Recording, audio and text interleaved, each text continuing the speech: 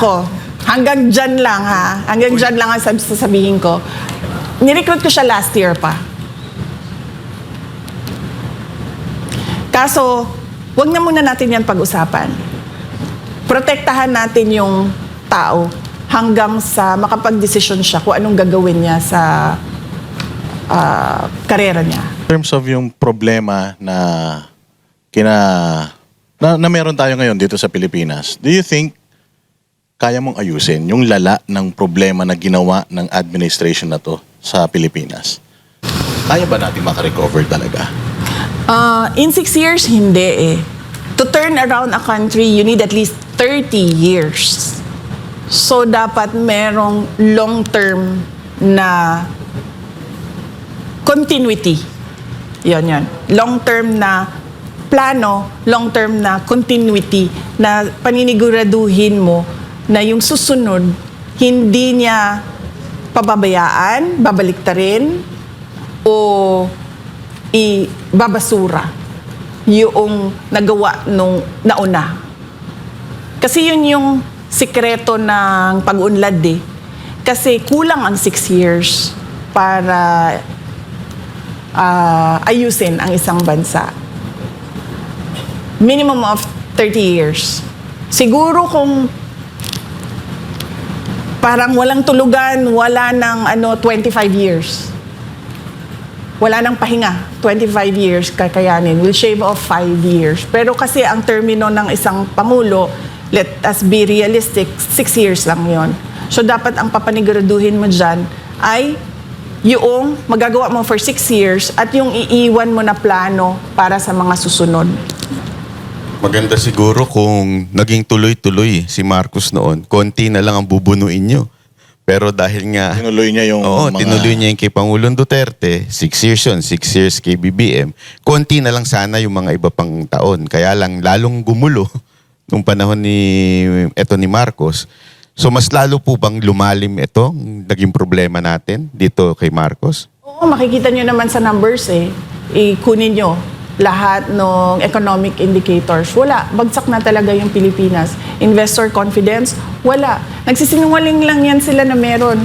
Pero walang interesado sa Pilipinas ngayon. Nabanggit niyo po na natatakot kayo for the next generation. Anong specific na kinakatakutan niyo nung binanggit niyo yun?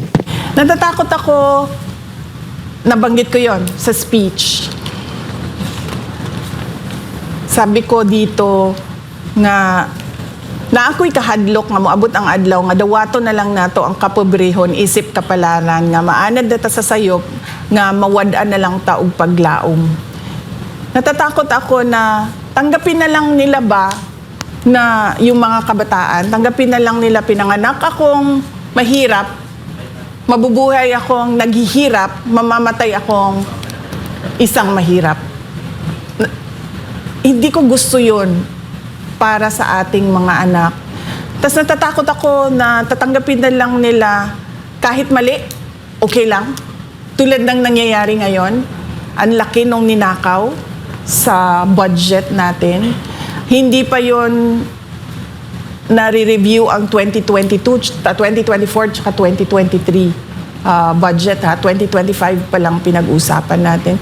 Tapos para bang wala lang siya sa mga tao. Bilyon-bilyon ang pinag-uusapan na hinatid kung saang bahay, nakalagay sa mga maleta. Pero parang tanggap lang ng mga tao, ay, ganun talaga eh.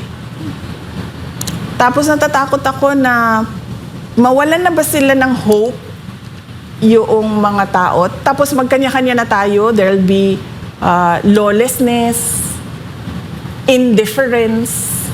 Natatakot ako na ganun yung future generation of Filipinos. Ayoko na lang magbanggit ikumpara sa ibang bansa. Pero merong mga bansa, kung makikita ninyo, na wala talaga. Criminal organizations ang nagpapatakbo ng kanilang bansa. Sobrang lakas ng krimen na ang mga trabaho ng mga tao ay bilang isang kriminal. Mga matitinong tao umaalis na lang sa kanilang bansa. Ganon. Ayoko makita na ganun yung mangyari sa Pilipinas. Isang political question po ito, madalas itanong ito. Meron na po ba kayong napupuso ang Vice President?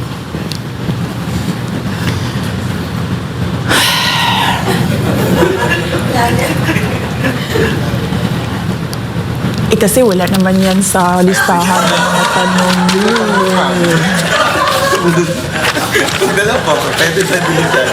Wait, sandali Oo, andito ba yan? Ito, sasabihin ko na lang kasi tinanong niya na Ayoko rin naman na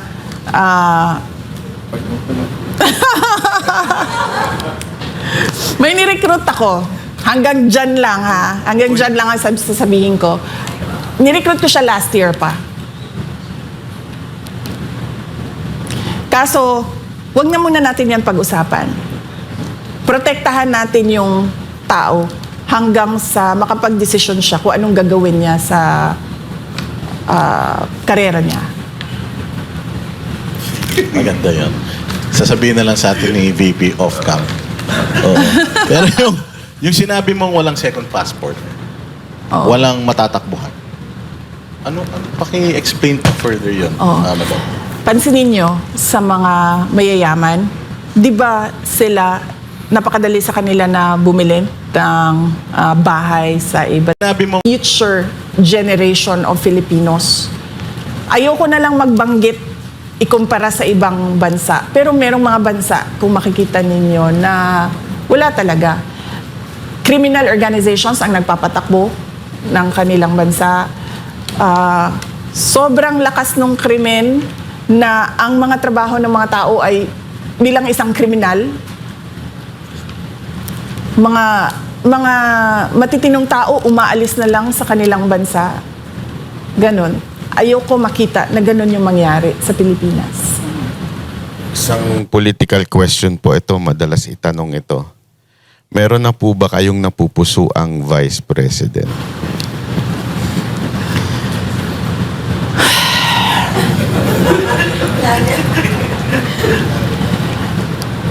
Kasi wala naman yan sa listahan ng mga tanong yun.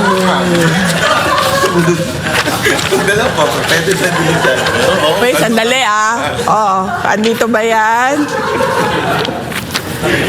Ito, sasabihin ko na lang kasi tinanong niya na Ayoko rin naman na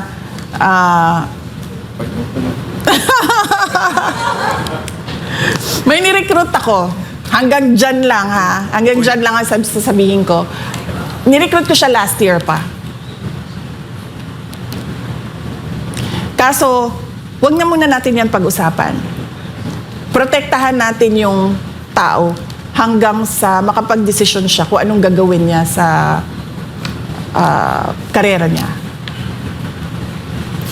maganda yun.